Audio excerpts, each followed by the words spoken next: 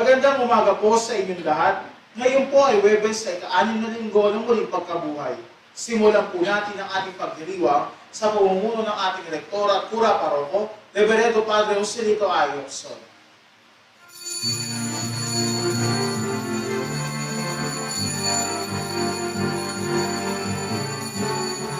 Purihin natin ang ating Panginoon, mga gawa at ikaawitan natin Diyos. Purihin natin ang ating Panginoon, tayong mga gawa at ikaawitan siya, kailan pa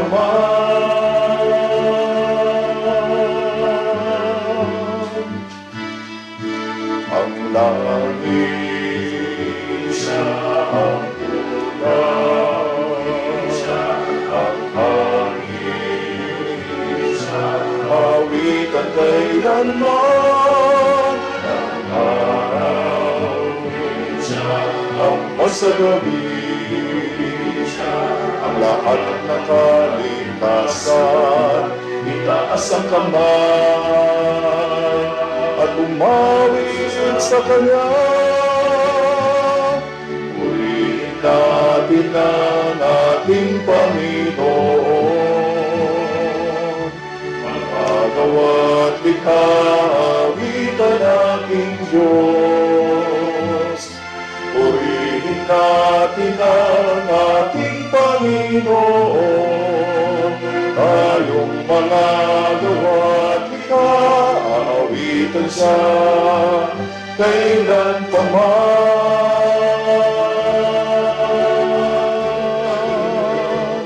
kailan pa man,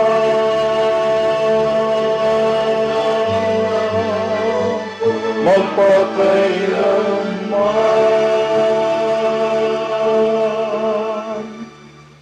Sa ngalan ng Ama, ng Anak at ng Espiritu Santo, ang pagpapala ng ating Panginoong Jesucristo, ang pag-ibig ng Diyos Ama, at ang pakikipagkaisa ng Espiritu Santo naway sumainyong lahat. At sumayo. Pakaganda po nung titik ng awitin, no? Na sinasabi po natin lahat po ng mga nilikha at kasama po ang lahat ng mga bagay nilikha ng Diyos, at dito po tayo po mga tao ay nagpupuri sa Panginoon. At ngayon po ay humingi rin tayo ng tawad sa Diyos.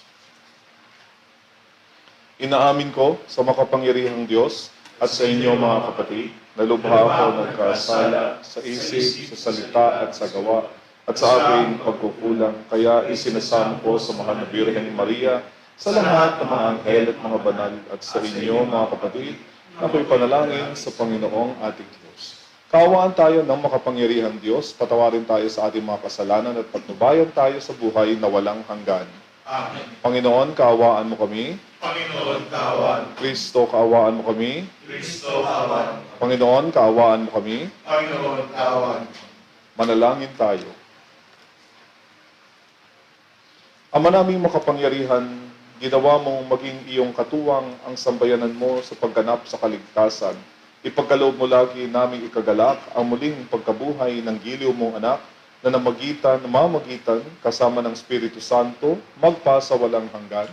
Amen. Amen. Pagbasa mula sa mga gawa ng mga apostol. Noong mga araw na iyon, umalis si Pablo sa Atenas at nagtungo sa Corinto. Natagpuan niya roon si Aquila, isang Hudyong taga-Ponto. Kararating pa lamang nito mula sa Italia, kasama ang kanyang asawang si Priscilla. Umalis sila roon sapagkat pinalayas ni Claudio ang lahat ng Hudyo sa Roma. Nakipagkita sa kanila si Pablo at doon na nakitira sapagkat sila'y manggagawa ng tolda tulad niya. At siya'y tumulong sa kanila. Tuwing araw ng pamamahinga, nakikipagpaliwanagan siya sa sinagoga at sinikap niyang mahikayat sa pananampalataya ang lahat, maging Hudyo o Griego. Nang dumating sina Silas at Timoteo mula sa Macedonia, iniukol ni Pablo ang buo niyang panahon sa pangangaral at pagpapatotoo sa mga Hudyo na si Jesus ang Kristo. Nang siya'y salungatin nila at daitin, pinagpag niya ang alikabok sa kanyang damit bilang babala sa kanila. Sinabi niya, "Kasalanan na ninyo kung kayo'y mapapahamak. Hindi ko nasagutin iyon. Mula ngayon tutungo ako sa mga hentil." Kaya't umalis siya roon at tumira sa bahay ng isang nagngangalang Tisyo Justo, isang taong may takot sa Diyos. Karating ng sinagoga ang kanyang bahay. Si Crispo na tagapamahala ng sinagoga at ang kanyang sambahayan ay sumasampalataya sa Panginoon. Sumampalataya rin naman at nagpabinyag ang marami sa mga taga-Korintong nakikinig kay Pablo. Ang salita ng Diyos. Salamat sa Diyos. Panginoong nagliligtas sa tanang bansay na hayag. Panginoong nagliligtas sa tanang bansay na Umawit ng bagong awit at sa puon ay iaalay, pagkat yaong ginawa niya ay kahanga-hangang tunay. Sa sariling lakas niya at taglay na kabanalan, walang hirap na natamo yaong hangad na tagumpay. Panginoong nagliligtas sa tanang bansay na hayag. Ang tagumpay niyang ito'y siya rin ang nahayag, sa harap ng mga bansay na hayag ang pagliligtas. Ang pangako sa Israel, lubos niyang tinutupad. Panginoong nagliligtas sa tanang bansay na hayag. Tapat siya sa kanila at ang pag-ibig ay wagas. Ang tagumpay ng ating Diyos kahit saan ay namalas. Magkaingay na may galak, yaong lahat sa daigdig. Ang poon ay buong galak na purihin sa pag-awit. Panginoong nagliligtas sa tanang bansay na hayag.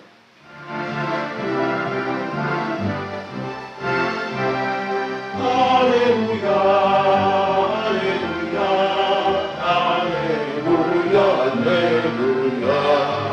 Alleluia, Alleluia, Alleluia, Alleluia, Kayo'y di ko inulila, babalik akong talaga, magdudulot ng ligaya. Alleluia, Alleluia, Alleluia, Alleluia, Alleluia, Alleluia, Alleluia. Sumainyo ang Panginoon, At sumayin, ang mabuting balita ng Panginoon ayon kay San Juan. Papuri sa iyo, Panginoon. Noong panahong iyon, sinabi ni Jesus sa kanyang mga alagad, "Kaunting panahon na lamang at hindi na ninyo ako makikita. At pagkaraan ng kaunting panahon pa, ako'y makikita ninyo muli." Nag-usap-usap ang ilan sa mga alagad. Ano kayang ibig niya sabihin? Bakit niya sinabing kaunting panahon na lang at hindi na natin siya makikita? At pagkaraan ng kaunting pang panahon ay makikita uli. Sinabi pa niya, "Sapagkat ako'y paroroon sa Ama." Ano kayang ibig sabihin ng kaunting panahon na lamang? Hindi natin maunawaan. Naramdaman ni Jesus na ibig nilang magtanong. Kaya sinabi niya, "Nagtatanungan kayo tungkol sa sinabi kong kaunting panahon na lamang at hindi na ninyo ako makikita. At pagkaraan ng kaunting panahon, ako'y makikita uli. Sinasabi ko sa inyo, tatangis kayo kung dadalamhati, ngunit magagalak ang sanlibutan, matitigib kayo ng kalungkutan, subalit ito'y magiging kagalakan." Ang mabuting balita ng Panginoon. pinupuri ka namin, Panginoong Jesucristo. Pinagpapatuloy po natin yung pagtuturo ng Panginoon sa mga apostol, yung pag-akyat niya sa langit at paglukob ng Espiritu Santo. Kaya mag-orientation po tayo tungkol sa Espiritu Santo. Kahapon nasimulan ko na po yung pagtalakay tungkol sa mga kaloob ng Espiritu Santo, the gifts of the Holy Spirit. Ito po yung knowledge, yung understanding, and then wisdom. Yung susunod na apat, tatalakayin ko na po ngayon. Yung pang-apat ay counsel. Ano ibig sabihin ng counsel? Ito yung parang katulad dito sa ating ebanghelyo. Maraming mga bagay na hindi naunawaan ng mga apostol. Ano ba ibig sabihin nito? Naalis siya pagkatapos babalik ulit. Hindi natin maintindihan. So naghahanap ito unang-una ng liwanag, no, ng kahulugan. Pagkatapos sinabi din ng Panginoon, sa simula ay tatangis kayo, no? Tatangis. Pero mapapalitan niya ng kagalakan. Alam niyo sa isang tao na kailangan ng counsel o kaya counseling, yan, yung ganyan, ay talagang dilim na dilim ang kanyang isipan, no? Hindi niya alam kung ano ang kanyang gagawin, pero gulo rin yung kanyang puso. At sa amin, kung magbibigay po tayo ng counseling sa ating kapwa na nangangailangan ng liwanag kung ano susunod niyang gagawin, kailangan po natin ng napakalaking dosage ng empathy. No? Ano ibig sabihin itong yung empathy ay yung pakikiramay. Yung parang pumapasok po tayo sa isip at puso nung tao, pero hindi yung malulunod tayo na hindi rin natin alam kung anong gagawin. Ang isang tao na mayroong gift o biyaya ng Espiritu Santo ay marunong makipag-usap doon sa tao, tinutulungan niya itong tumayo, no, sa kanyang sariling paa. Hindi siya yung tutulong mismo ng direkta. Tinutulungan niya yung tao para magkaroon siya ng liwanag sa kanyang isipan. Ay, naku, ganun nga pala. At sasabihin niya, naku, maraming salamat sa pagtulong mo sa akin. Sapagkat pinalinaw mo ang aking isip, ganun din pinalinaw din ang puso para maaliwalas ang lahat at susunod, alam na niya kung ano ang kanyang gagawin. Of course, ang laman ng counsel ay walang iba kundi ang Diyos mismo. Kasi kapag merong counseling na ibinigay, tapos bandang huli napunta lang ito sa galit at pait, at bandang huli paghihiganti, hindi po yung tunay na counsel. Ito po may impluensya na ng kadiliman, na pinadidilim lalo ang isip, at pagkatapos yung galit sa kanyang puso, sige, maghiganti ka, ay hindi counsel yun. No? Hindi po yun nanggagaling sa Espiritu Santo. Kapag ang bunga ay napakasama, napakadilim, ay hindi po nanggagaling sa Diyos. Tsak na po na hindi Diyos ang inyong kausap. No? Susunod ay yung fortitude o kaya courage. No, ano ibig sabihin? Lakas po yung ibig sabihin nun. Pero kapag sinasabi nating lakas, meron din lakas na nambubuli no? Pero sa totoo lang, yung mga taong nagsasabi ng kanilang lakas, no, na ay bandang huli ay pinakatakot sa lahat, pinakaduwag sa lahat, no? Ang unang nilang nililigtas yung kanilang sarili, kaya nag-uuna-unahan na lang yan sa paglakas o kaya sa pagiging bully. Pero ano ibig sabihin ng tunay na lakas? Yung tunay na lakas ay galing mismo sa Diyos na mayroong katuwiran sapagkat tama ang kanyang paninindigan. Kayang-kaya niya na gawin yung kanyang naisin sapagkat yun ang tama, hindi na para sa kanya, kundi para sa mas nakararami. At siyempre, yung factor na napakahalaga, ito yung makadiyos. Makadiyos, no? Hindi po makasanlibutan na uri ng lakas. Yung lakas ay parang katulad na sa unang pagbasa, si San Pablo, na matapos na inuusig, matapos ay ituturo na yung mabuting balita, ay pinipilit pa rin pabalikin siya sa lumang daigdig, no? Ng pagkakakilala nila sa Diyos na sila ang nauuna. Sabi niya, bahala na kayo sa buhay ninyo. No? Simula ngayon ay tatakbo na ako sa mga hintil sapagkat ganun ang aking gagawin. At maraming mga martir na nag-aalay ng kanilang buhay para kay Kristo. Ito'y may pusong ginintuan sapagkat sila'y tunay na naglilingkod sa Diyos kahit ialay pa nila ang kanilang buhay. Yan ang ibig sabihin ng lakas. Ang tunay na lakas ay may kahalo rin sa dalawang ito na aking babanggitin. Yung pang-anim ay yung piety. No? Mayroong isang uri ng kabanalan na dala ay total reverence o buong pagtangi, pag-ibig, yung pagsamba sa Diyos. Yun po yung nilalang. Bakit? Kasi nire-respeto niya ang Diyos ng kanyang buong buhay. Yung piety ay kasama na po yan lahat ng mga gawain na kabanalan. Pero susunod na babantayan natin ay overzealousness, na bandang huli ay spiritual pride. Sinasabi pa natin, kung pinagmamalaki natin, ako yung napakabanal, yung iba ay hindi. Hindi po yun piety. Self-effacement po yan. Ay simpleng pride po yan. Sapagkat kahalo ng piety na yan ay total reverence to God at humility. Yung kapasidad natin na matutunan, magkaroon ng tunay excitement na kilalanin ang Diyos at wari ko, ito lang talaga ang laman ng buhay natin. Kung wala na tayong galang sa Diyos, ano pa mangyayari sa buhay natin? Kung pinapahalagahan pa natin ibang bagay, samantalang Diyos na ang pinakalahat sa buhay natin. And then last but not the least, yung banal na pagkatakot sa Diyos. At doon ko itatagni, iuugnay yung lakas. Tignan nyo, meron lakas dito sa kabila, may takot naman dito sa kabila. Pero itong takot na ito ay banal na pagkatakot sa Diyos. No? Hindi lang basta kasi natatakot tayo, banda huli mapupunta tayo sa hell. Hindi po yung ibig sabihin nun. Ibang uri po ng takot yun. Hindi pagganap yung uri ng pagkatakot. Ang uri ng pagkatakot ay ganito. Yung katulad ng sinasabi natin sa act of contrition, hindi dahil sa natatakot tayo mabubuli sa impyerno, kundi natatakot tayo, mawawalay tayo sa Kanya na tunay na nagmamahal sa atin. Kaya pinakabasihan ng banal na pagkatakot ay pag-ibig.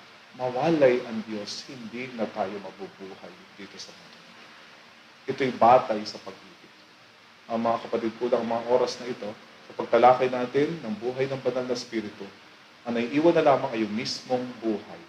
Hindi po ito madaling gawin, hindi po magaling matutunan, pero napakasarap po isabuhay na kapag tayo'y naglalakbay dito sa lupa, sa bawat desisyon na ating gagawin ay may kasamang liwanag ng kataas-taasan at ang kanyang pag-ibig ay nasa sa ating lahat.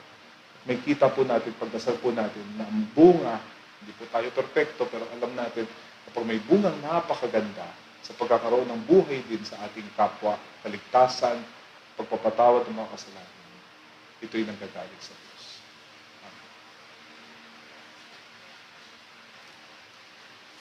Hilingin na natin sa Panginoon na basbasan ng ating araw na tayo ay tigit sa Espiritu Santo. Sabihin po natin, Panginoon, dinggin mo ang aming panalangin. Panginoon, dinggin mo ang aming panalangin.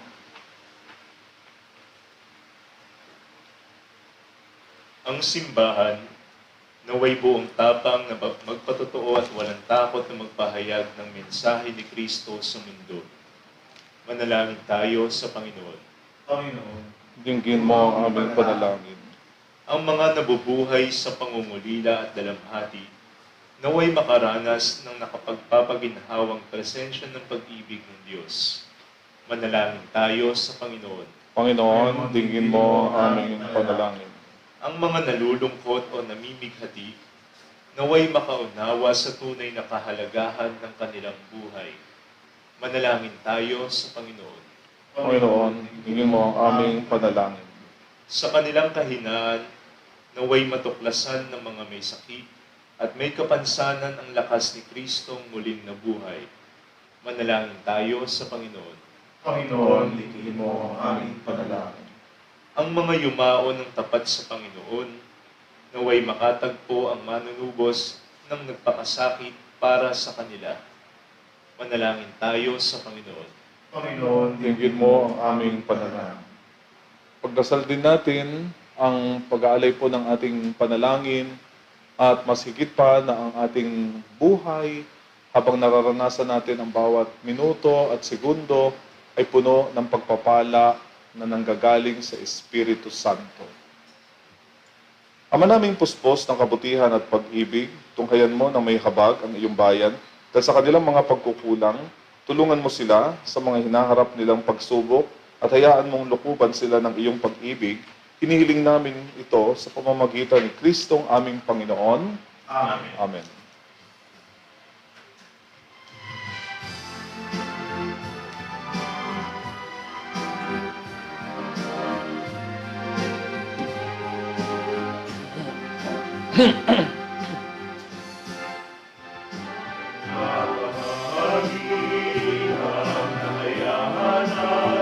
Kung sa Damdamin ay kasiyahan, magmamahal, pagpapalang ni Jesu-Cristo sa ilang pamahan. Kaloob ng Diyos, ang buhay ay Kristos, larawan ng Diyos, sarili ang hatod sa kapwa-tao. Pahinga ay puno, kaloob ng Diyos, ang buhay ay gusto. Manalangin tayo mga kapatid upang ang paghahain natin ay kalugdan ng Diyos amang makapangyarihan. Ang ginawa ng Panginoon, ito paghahain sa iyong mga kamay, sa kapurihan niya at karangalan sa ating kapakinabangan at sa buong sambayanan niyang banal. Ama naming lumikha, paakyatin mo sa iyong piling sa kalangitan ang aming mga panalangin, kalakip ng haing mga alay, upang ang mga pinagindapat mong gawing dalisay ay maging marapat na makaasalo sa piging ng iyong pagmamahal sa pamamagitan ng Jesucristo, kasama ng Espiritu Santo magpasawalang hanggan. Amen. Sumainyo ang Panginoon, At sumayin, itaas sa Diyos ang inyong puso at diwa. inaas na namin sa Panginoon. Pasalamatan natin ang Panginoong ating Diyos. Marapat na siya'y pasalamatan. Ama naming makapangyarihan, tunay ngang marapat na ikaw ay aming pasalamatan ngayong pinagdiriwang ang paghahain ng Mesiyas, ang maamong tupa na tumupos sa aming lahat. Ang katawan ng anak mo sa krus na bayubay ay handog ng pag-ibig na walang kapantay. Itong paghahain, ganap mong kinalugdan, itong nilunggati ng dating pag-aalay, ang buong sarili ng anak mong si Jesus ay inihain sa iyo upang kami matubos. Siya ang dambana at paring naghahandog, siya pa rin ang tupang handog na ibinukod. Kaya kaisa ng mga anghel na nagsisiawit ng papuri sa iyo, nang walang humpay sa kalangitan, kami nagbubunyi sa iyong kadakilaan.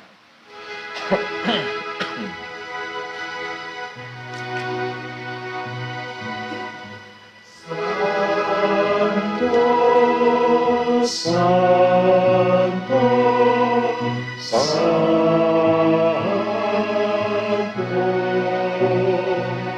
Panginoong Diyos ng mga hukbo, napupuno ang langit at lupa ng kadakilaan mo. Hosana sa kaitaasan, Hosana sa kaitaasan, inagpala ang napaliliwan sa ngalan ng Panginoon. Hosana, Hosana, Hosana sa kaitaasan. O Hosana, Hosana, Hosana sa kaitaasan.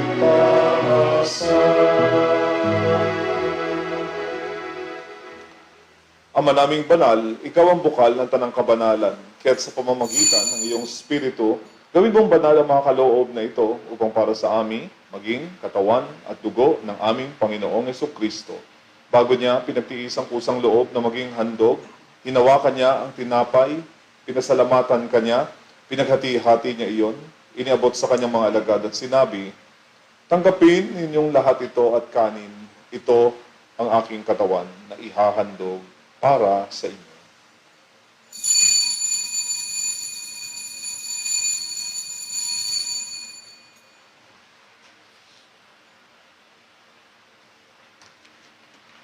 Gayun din naman, noong matapos ang hapunan, hinawakan niya ang kalis, muli kanyang pinasalamatan, iniabot niya ang kalis sa kanyang mga alagad at sinabi, "Tanggapin ninyong lahat ito at inumin. Ito ang kalis ng aking dugo, ng bago't walang hanggang tipan. Ang aking dugo na ibubuhos para sa inyo at para sa lahat, sa ikapagpapatawad ng mga kasalanan. Gawin ninyo ito sa pag-alala sa akin."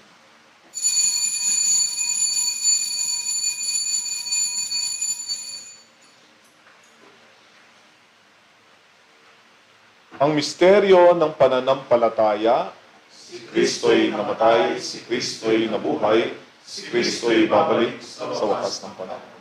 Ama, ginagawa namin ngayon ang pag-alala sa pagkamatay at muling pagkabuhay ng iyong anak, kaya't inaalay namin sa iyo ang tinapay na nagbibigay buhay at ang kalis na nagkakaloob ng kaligtasan. Kami nagpapasalamat dahil kami iyong minarapat na tumayo sa harap mo para maglingkod sa iyo. Sinasamo namin kami magsasalo-salo sa katawan ng dugo ni Kristo ay mabuklod sa pagkakaisa sa pamamagitan ng Espiritu Santo. Ama, lingapin mo ang iyong simbahang laganap sa buong daigdig. Puspusin mo kami sa pag-ibig. Kaisa ni Francisco na aming Papa at ni Milo Hubert na aming Obispo at ng Tanang Kaparian. Alalahanin mo rin ang mga kapatid naming nahimlay na may pag-asang sila'y muling mabubuhay, gayon din ang lahat ng mga pumanaw. Kaawaan mo sila at patuloyin sa iyong kaliwanagan. Kaawaan mo at pagindapatin kaming lahat na makasalo sa iyong buhay na walang wakas, kaisa ng mahal na Birheng Maria na Ina ng Diyos, ng kabiyak ng kanyang puso si San Jose, kaysa ng mga apostol at lahat ng mga banal na namuhay dito sa daigdig ng kalugod-lugod sa iyo, may pagdiwang nawa namin ang pagpupuri sa ikararangal mo sa pamamagitan ng iyong anak na aming Panginoong Hesukristo. Sa pamamagitan ni Kristo kasama niya at sa Kanya, ang lahat ng parangal at papuri ay sa iyo, Diyos Amang makapangyarihan, kasama ng Espiritu Santo magpa sa walang hanggan.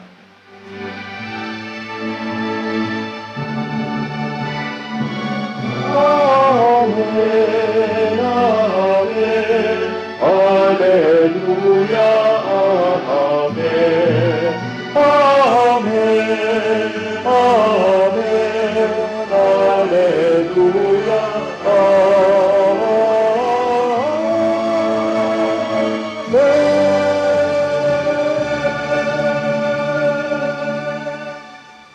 Hilingin natin sa Panginoon ang pagpapala ng Espiritu Santo. Ama namin, sumasalangit ka, sambahin ang ngalan mo, mapasa amin ang kaharian mo, sundin ang loob mo dito sa lupa para ng sa langit. Bigyan mo kami ng aming kakanin sa araw-araw at patawarin mo kami sa aming mga sala para ng pagpapatawad namin sa nagkakasala sa amin. At huwag mo kami ipaintulot sa tukso at iadya mo kami sa lahat ng masama. Hinihiling namin, iadya niyo kami sa lahat ng masama, pagkalooban ng kapayapaan araw-araw, iligtas sa kasalanan at ilayo sa lahat ng kapahamakan, samantalang aming pinananabikan ang dakilang araw ng pagpapahayag ng tagapagligtas naming si Hesu Kristo. Sapagkat iyo ang kaharian, kapangyarihan at kapurihan, magpakailanman. Panginoong Hesu Kristo, sinabi mo sa iyong mga apostol, kapayapaan ang iniiwan ko sa inyo, ang aking kapayapaan ang ibinibigay ko sa inyo. Tunghayan mo ang aming pananampalataya at huwag ang aming pagkakasala, pagkalooban mo kami ng kapayapaan at pagkakaisa, ayon sa iyong kalooban, kasama ng Espiritu Santo, magpa sa walang hanggan. Amen. Ang kapayapaan ng Panginoon ay laging sumainyo. At sumaili. Ibahagi po natin ang liwanag at kapayapaan ng Espiritu Santo. Kapayapaan po sa lahat. Kordero ng Diyos na nag-aalis ng mga kasalanan ng sanlibutan, maawa ka sa amin. Kordero ng Diyos na nag-aalis ng mga Kasalanan ng sanlibutan, maawa sa amin. Kordero ng Diyos na nag-aalis ng mga kasalanan ng sanlibutan, ipagkaloob mo sa amin ang kapayapaan.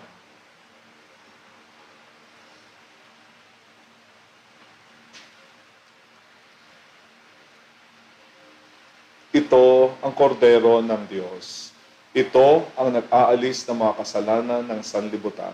Mapalad ang mga inaanyayahan sa kanyang piging. Panginoon, hindi ako karapat-dapat na magpatuloy sa iyo, ngunit sa isang salita mo lamang ay gagaling na ako.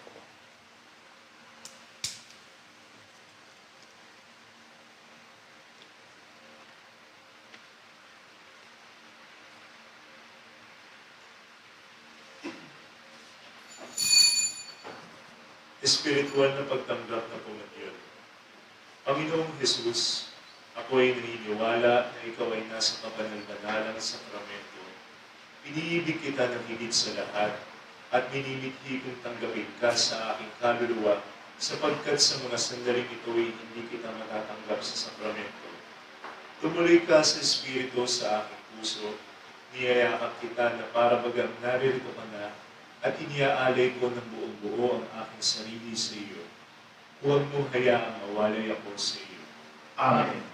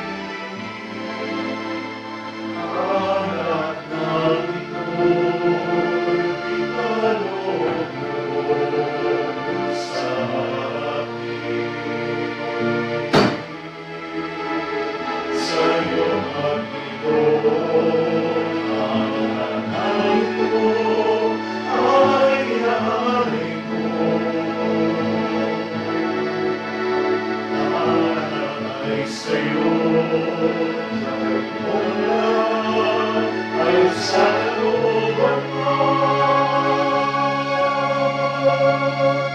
Ang kalooban lang sa akin, ang ika'y mahalin. At yung hiyaya sa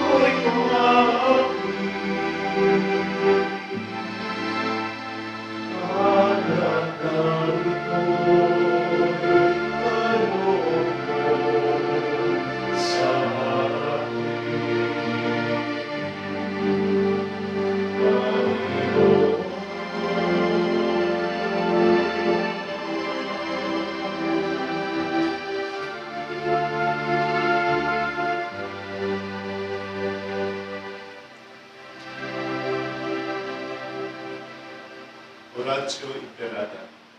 Makapangyarihan at mapagmahal na Ama, nagsusumamo kami sa iyo upang hilingin ang iyong patnubay laban sa COVID-19 na nagpapahirap sa marami at kumitil na ng mga buhay. Gabayan mo ang mga dalubhasang naatasan na tumuklas ng mga lunas at paraan upang ihinto ang paglaganap nito. Patnubayan mo ang mga lumilingap sa may sakit upang ang kanilang pagkalinga ay malakipan ng husay at malasakit. Itinataas namin ang mga nagdurusa. Makamtan nawa nila ang mabuting kalusugan. Lingapin mo rin ang mga kumakalinga sa kanila. Pagkamitin mo ng kapayapaang walang hanggan ang mga pumanaw na. Pagkalooban mo kami ng biyaya na magtulong-tulong tungo sa ikabubuti ng lahat. Pukawin sa amin ang pagmamalasakit sa mga nangangailangan. Nagsusumamo kami na iyong ihinto ng paglaganap ng virus at ipagdadya kami sa lahat ng mga sakit. Hinihiling namin ito sa pamamagitan ni Hesukristo na nabubuhay at naghaharing kasama mo at ng Espiritu Santo, iisang Diyos, magpasawalang hanggan. Amen. Dumudulog kami sa iyong patnubay, mahal na Ina ng Diyos. Pakinggan mo ang aming mga kahilingan sa aming pangangailangan at ipagdadya mo kami sa lahat ng kasamaan, maluwalhati at pinagpalang Birhen. Amen. Mahal na Birhen, mapagpagaling sa may sakit. Ipanalangin mo kami. San Rafael Arcangel, Ipanalangin mo kami. San Roque, Ipanalangin mo kami. San Lorenzo Ruiz, Ipanalangin mo kami. San Pedro Calungsod. Ipanalangin mo kami. Manalangin tayo. Ama naming mapagmahal, kaming pinapagsalo mo sa pagkabuhay ng iyong anak, ay papakinabangin mong lagi sa kanyang lakas bilang bungang masagana ng dulot mong pagliligtas sa pamamagitan niya kasama ng Espiritu Santo magpa sa walang hanggan. Amen. Ito po ang biyaya o kaloob ng Espiritu Santo, knowledge o kaalaman, understanding, pangunawa, wisdom, karunungan, counsel, magandang pagdedesisyon, yung courage o lakas, filial piety o uri ng kabanalan na may pagtangi sa Diyos, at fear of the Lord, banal na pagkatakot sa Diyos. Sumainyo ang Panginoon. Pagpalain po kayong lahat ng makapangyarihang Diyos, Ama, Anak, at Espiritu Santo. Amen. Isabuhay ang mga kaloob ng Espiritu Santo. Salamat sa Diyos.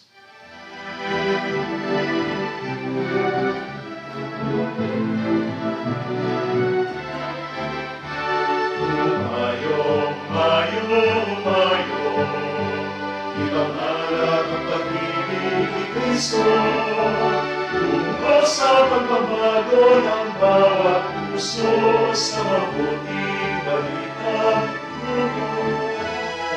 Mayo, mayo, mayo, ipagkalat ang pag-ibig ni Kristo.